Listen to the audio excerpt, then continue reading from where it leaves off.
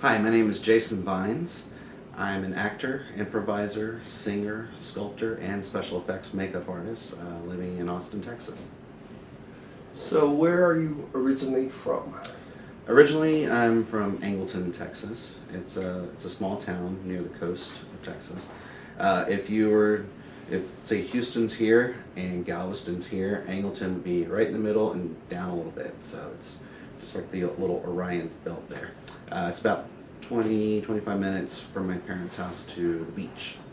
So yeah, grew up So, in town. what brought you to Austin, Texas? I originally came up here to go to school. A bunch of my friends from high school already lived up here, and I was not happy living at home in a small town. I was bored and just wanted to get out. So I came up here to go to school, and didn't last long in school. I lasted I think half a semester here. I'd already done one full year back home. Came here, lasted half a semester, dropped out, and just immediately started working. Started waiting tables. I sold shoes for a while and managed a shoe store and managed restaurants, and then went into web design. So yeah, not much school, a lot of working. So, what's your plans and goals for the future? Man, I can barely plan, 2 months in advance. So plans and goals for the future are to make a bunch of cool stuff before I die. That's I like having fun making art with my friends. I don't know that I'll ever be rich and famous, but I want to leave my mark. I mean, I guess one of my main goals with acting and with special effects is I want to create characters that little kids end up dressing up as for Halloween. That's one of my favorite goals that I have, and I think that one's definitely achievable. But yeah, I just want to make some cool stuff and have a good time doing it because I don't want a day job. So, what is your favorite movie? Oh man, that's a question with a mile long answer. Currently, my favorite movie, man, I don't know. The person that popped in my head is Pacific Rim. It's my favorite current movie, I guess. Giant monsters fighting giant robots. I really love the design of the monsters, and I love that the movie it doesn't take itself too seriously, but what it does well. Giant robots, giant monsters, giant fights, and it looks really cool. So, would you rather watch Pacific Rim for Life or Transformers? Oh god, Pacific Rim. Transformers. Ugh. I loved Transformers as a kid. The cartoon, the toys, I was all about it. And I was super excited when Transformers came out, the movie, and went and saw it and was just really disappointed. I mean, yeah, it was visually stunning and really pretty, but I don't know, just the characters really turned me off. A lot of the humor in it was just really dumbed down, and it was just, explodey robot time. And no, I didn't give a shit about the characters in it, and I want to care about the characters. Story comes first whenever you're having a big mega blockbuster sort of thing. It can't just be all pretty bells and whistles. Of all the films that you have been part of, which one is your favorite? My favorite film that I've been part of is I work with a group called Blue Goggles Films. It's a local Austin film production company, and a couple of years ago, for a span of 13 months, we did 13 short films, and we would do one each month, and each of them were based on video games. We did one in particular based on a video game called Far Cry 3. And in that one, I played a bad guy who had been captured by, the hero, and had been tied up, and I was, laying next to a campfire.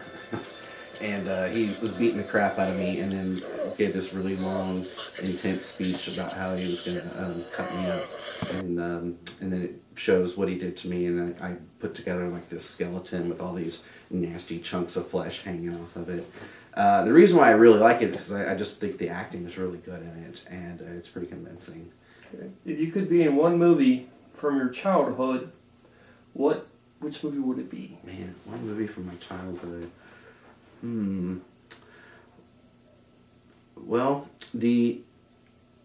the most iconic character that's stuck with me all throughout my life is Nightmare on Elm Street.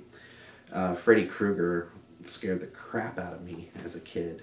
I would love to have been a part of that growing up, but man, there's several that I think I would like to have been a part of. I would say Nightmare on Elm Street and Stand By Me, which are kind of polar opposites.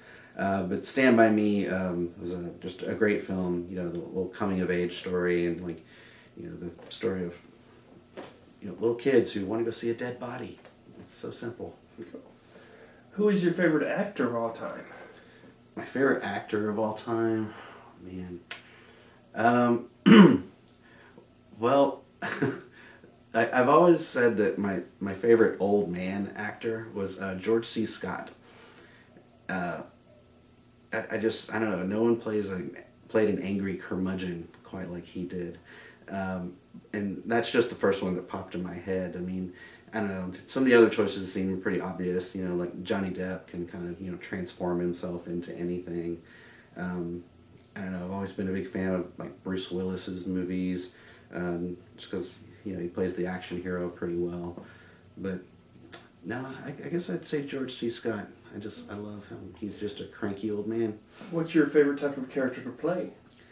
My favorite type of character to play is, I don't know, just someone who's kind of zany, but not like, you know, in a goofball kind of way. He's just kind of not quite there, like in a Willy Wonka type of way.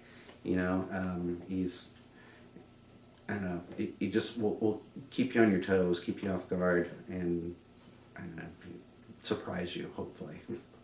When it comes to acting, what is your strength and what is your weakness?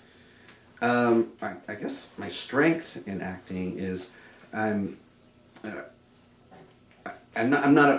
afraid of acting. I'm not afraid of like really diving deep into a character.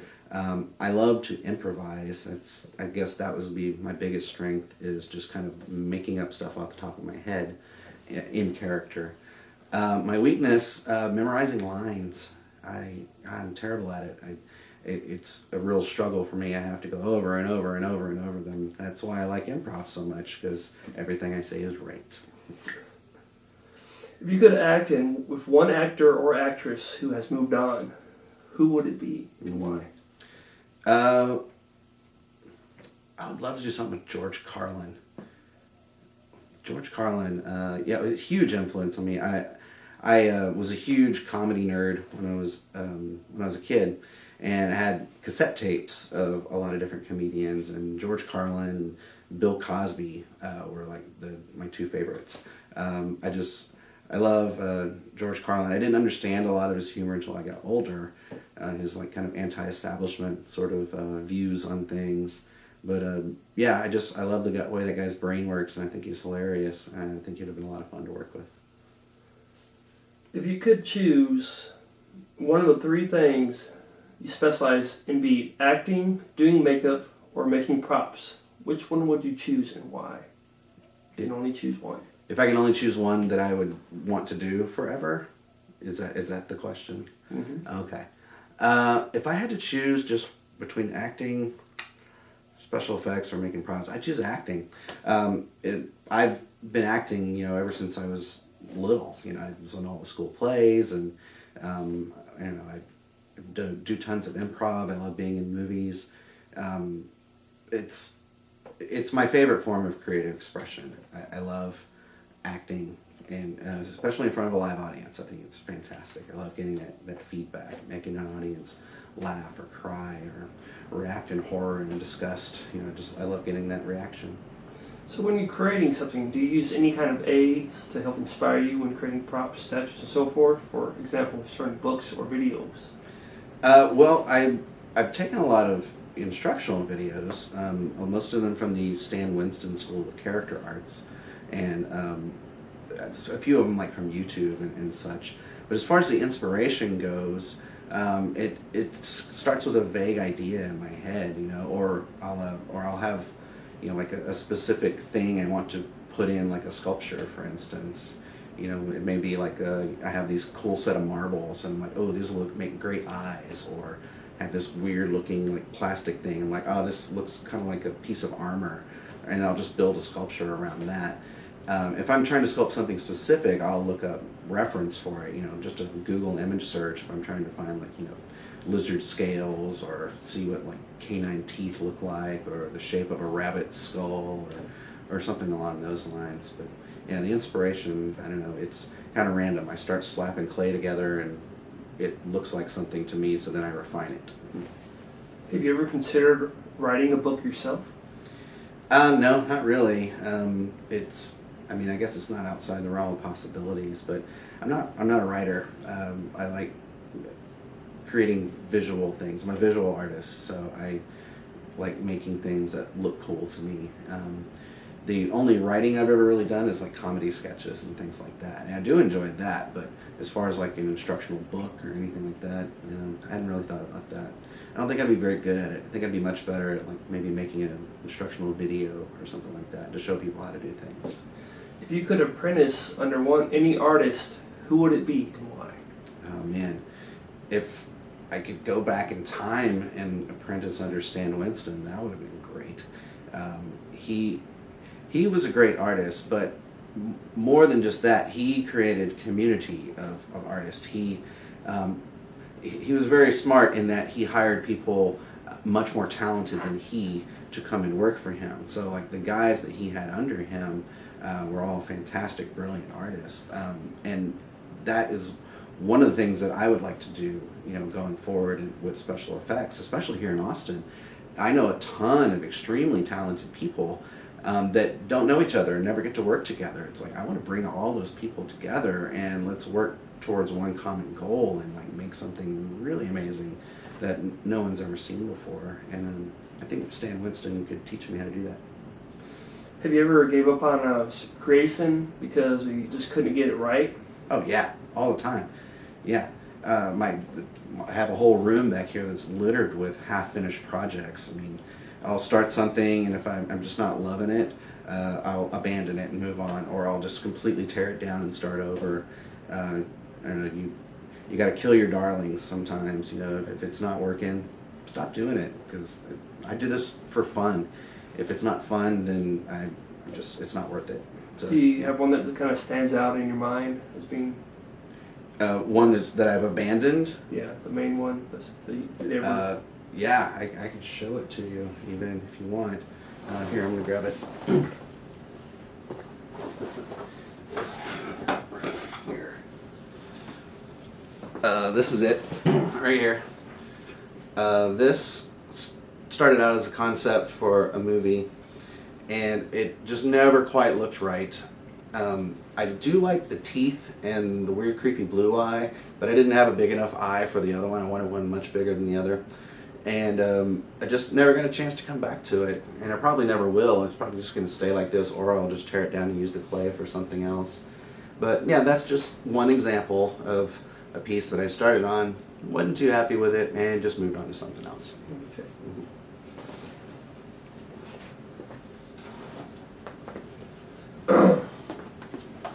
Have you ever had any proper training? No. I mean, I've taken one special effects makeup class before, and it was all about the use of encapsulated silicone transfers, which was awesome because I'd never done that before. But everything else I've self-taught, or I've watched videos, or trial and error, or you know, I've been lucky enough to work with other makeup artists who show me tips and tricks, but I've never gone to any schools for it or anything like that. How long have you been creating stuff for? I've been dabbling in special effects for about 7 or 8 years. Mostly it started with like Halloween and just doing, you know, makeup for my friends, or you know, putting together photo shoots and stuff like that, just because I wanted to create different cool looking makeups. I've been starting to take it a lot more seriously though within the past 2 to 3 years, and starting to do a lot more, you know, music videos and short films and a few features, and just trying to really step up my game and learn as much as I can about it, of how to make the things from scratch, mostly prosthetics and things like that. So being you're doing this now, Was there any, were you a normal child? Was I a normal Different. child? The root of all this. I don't know. I mean, I don't think I was abnormal. I just always really loved monsters and loved crazy, weird, cool makeup. I remember looking at issues of Fangoria magazine when I was in middle school. It was like contraband. It wasn't really like allowed. And there's these just disgusting, awful creatures inside there, and I was fascinated by them, and wanted to know how they were made. And it was years later that I started really kind of digging into what it really took to make those things come to life, and it's a lot of stuff, a lot of weird stuff. But yeah, I don't think it makes me abnormal necessarily. I mean, hell, all my friends were into it too. So what's your favorite piece of work, and how many hours did it take to make it? My favorite piece that I've done is right here. That's her right there. Her name is Nellie. It's hard to say how long that one took. I mean, if I had to guess, I'd say anywhere from 15 to 20 hours. But that was spread out through several weekends and weeknights. An hour or two here, or maybe a 6-hour stretch here. I don't know, I just get kind of lost in the work and absorbed into it, and just totally lose track of what's going on in the time that it takes to do it. And this was all based around her eye. I'm not even sure if you can see that with the camera angle right there, but the eye is just a broken light bulb that I had, and I thought, wouldn't it be cool to put this in a sculpture? And that's how it all started, and the whole thing just kind of came from that one piece. So what's your favorite period in art history? I'm no art historian. Most of the art that I like, I guess it would be, I like pop art. I like stuff, from the old masters, from the Renaissance era, whatever, both. I don't know. I like things that are kind of all over the map. So I wouldn't say that I have like a favorite art era per se. If it looks cool, I like it. There are things that I don't like. A lot of modern art, I think, tends to be kind of lazy, in that to me it doesn't take any artistic skill to produce it. If you hang a washcloth up on the wall and call it, the Shattered Dreams or something, I'm not going to be that impressed. If you put a white box in a white room and call it Loneliness, I'm going to think you're full of shit. I think it should take some artistic talent to be able to create something that's evokes an emotion other than anger from me because you were lazy. So if someone else wanted to get into the creation process, what would you suggest? How do they start? Who do they talk to?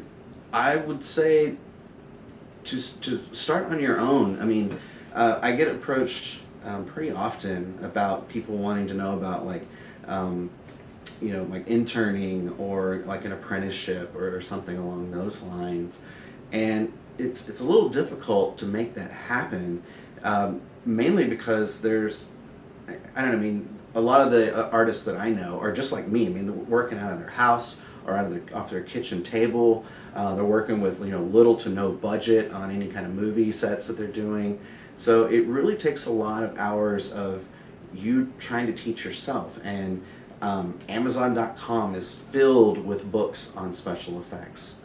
YouTube has tons of free tutorials out there for every budget range, from tiny backyard effects to professional movie effects. Get a subscription to Stan Winston's School of Character Arts. It's not that expensive, and the guys on there that are teaching that have been doing this stuff for 30 or 40 years. I mean, they created all of the iconic creatures that I grew up watching. But it really comes down to you doing the work yourself and you putting in the hours. You have to go and buy your kit. You have to get together all of your tools. You have to have a space to work in. You have to buy all of the materials. No one's going to do that for you. And in fact, I would not even want to teach someone anything who hadn't already taken some of those steps. If you come to me fresh, I haven't done anything, I don't have a kit, I don't have any makeup, teach me how to do makeup. you're not serious about it, and I'm not going to teach you anything. But if you've put in some hours and really, tried to learn some of this stuff on your own, and you can show me these are things I've created, how can you help me make them better, then I'd be more than happy to jump in and help you. But you've really got to do a lot of the work on your own. So where's the best place in Austin to buy the materials? It depends on what you're looking for. The best place in Austin to buy quality theatrical makeup is the Bazaar. The Bazaar on Riverside. It's at Riverside and I-35. That's where I buy most of my stuff. They have a pretty decent selection. Definitely, the best selection in town that I've found for that type of makeup. If you are wanting to get into sculpting, you can get your clay and your sculpting tools at Armadillo Clay. It's down on 4th Street. You have to look them up. They have a really good selection of sculpting tools and the kind of clays that you need for this kind of work. So those are the two main places that I shop myself, that I would say. But there is no one-stop shop for this place. You'll end up going to Home Depot for some things. You'll go to Walmart for some other things. You'll go to a dollar store for other things. You'll go to Goodwill for some things. I mean, it just kind of depends on the project, depends on the materials you need, as to where you would go to find them. And sometimes you just can't find it locally, and you got to go online. That's just the nature of the beast. Okay. But last for least, to all the producers and directors out there, what would you say to them in hopes of them choosing you for their next project?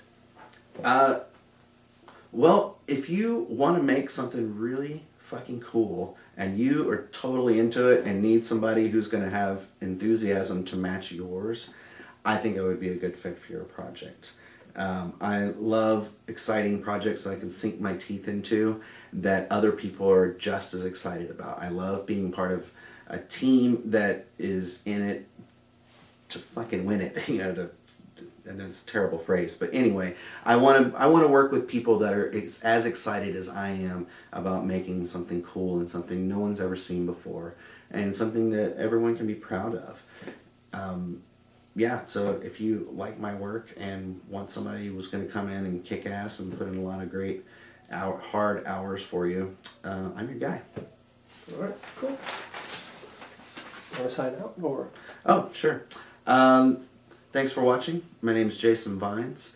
If you want to see some more of my work, check out my portfolio. My website is www.113fx.com.